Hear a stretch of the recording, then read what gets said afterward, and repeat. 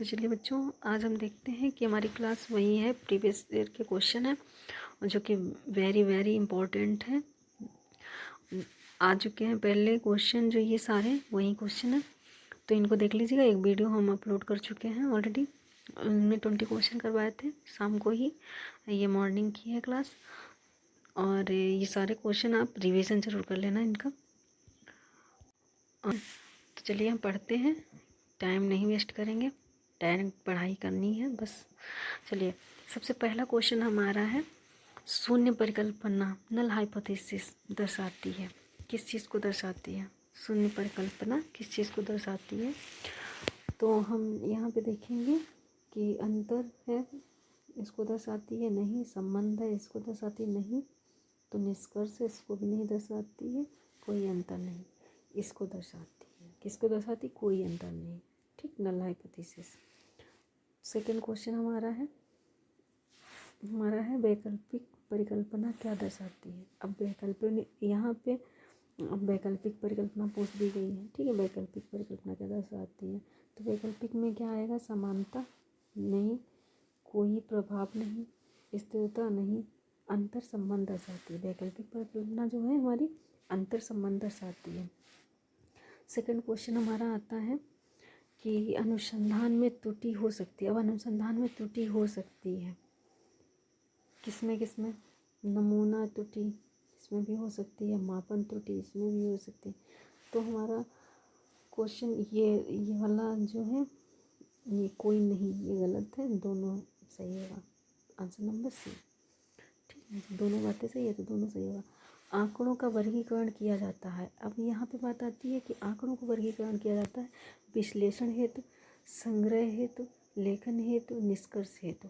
तो इसमें सबसे पहले कौन सा सही होगा? तो संग्रह हेतु भी नहीं होगा, लेखन हेतु भी नहीं होगा, निष्कर्ष हेतु भी नहीं होगा, विश्लेषण हेतु होगा।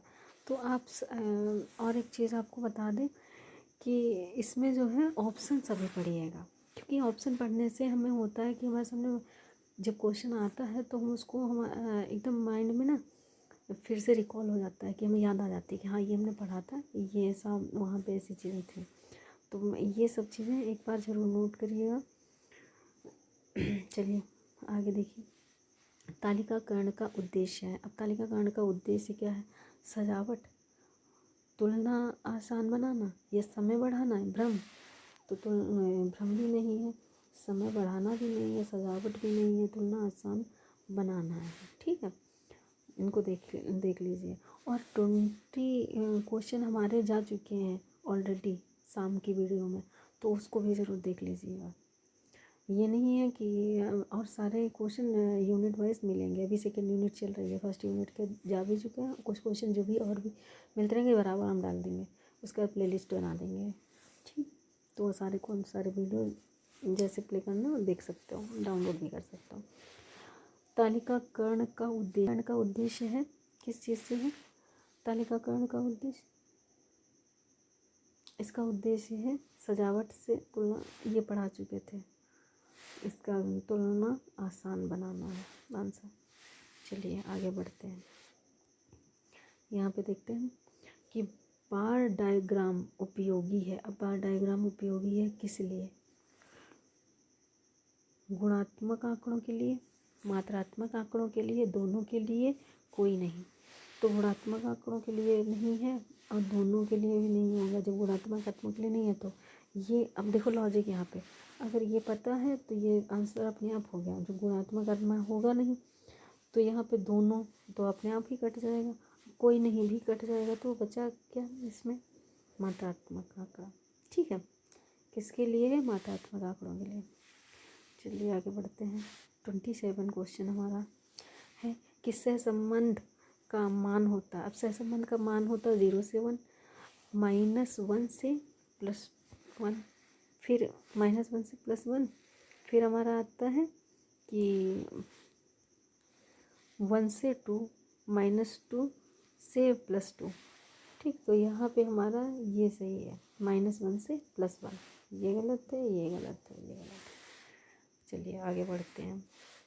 28 क्वेश्चन हमारा है। तो धनात्मक सहसंबंध का अर्थ है, धनात्मक सहसंबंध का अर्थ है किससे? विपरीत दिशा से? नहीं। कोई संबंध नहीं। नहीं त्रुटि से, नहीं समान दिशा से, धनात्मक संबंध है। 29 अनुसंधान रिपोर्ट का अंतिम भाग होता है। अब अनुसंधान रिपोर्ट का अंतिम भाग होता है, उसको क्या बोलते हैं? उसको बोलते हैं भूमिका? नहीं। निष्पक्ष क्या है? समीक्षा? नहीं। निष्कर्ष? ये भी नहीं। संदर्भ है। चलिए आगे बढ़ते हैं कि अनुसंधान नैतिकता संबंधित है। अब अनुसंधान जो है नैतिकता संबंधित है क्या? किससे है? सत्यता से, ईमानदारी से, निष्पक्षता से, सभी से। तो यहाँ पे सत्यता, ईमानदारी, निष्पक्षता ये सभी एक ही बात है, तो सभी से। आंसर नंबर हमारा डी आएगा। प्लेगरिज्म का अर्थ है, प्लेगरिज्म का अर्थ क्या है? संदर्भ देना, नकल करना, विश्लेषण या फिर व्याख्या करना। प्लेगरिज्म का अर्थ है नकल करना, बाकी सब गलत है। क्या है? नकल करना। तो ये क्वेश्चन हमारे हैं, बस आज हम इतने ही करवाएंगे। 10 क्वेश्चन है और शाम की क्लास में 20 है, तो इनको पढ़ लीजिएगा और इनको याद रखना, थोड़ा दिमाग लगा के पढ़ना है, ठीक है।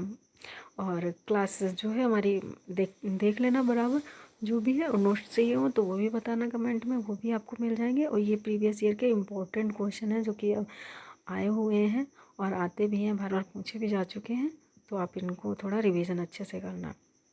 और हाँ, बहुत ज़्यादा आप थ्योरी लेके मत बैठना, आपका पेपर है लगा हुआ है, तो ये नहीं है कि अब हम थ्योरी पढ़ रहे हैं तो उसमें नहीं हम PYQ जितने लगा पाओ, जितने कर पाओ, तो शॉर्ट वाला पढ़ो, ठीक है। बड़ी चीज़ें इसको आपको डिटेल जो है इसी पे मिलेगी, इस चैनल पे, ओके। तो इसको लाइक और सब्सक्राइब ज़रूर करना। सब्सक्राइब करोगे तो थोड़ा सा हमको भी अच्छा लगेगा, हमें भी पढ़ाते हुए अच्छा लगेगा और क्लास लेने में भी थोड़ा सा इंटरेस्ट बढ़ेगा, ओके।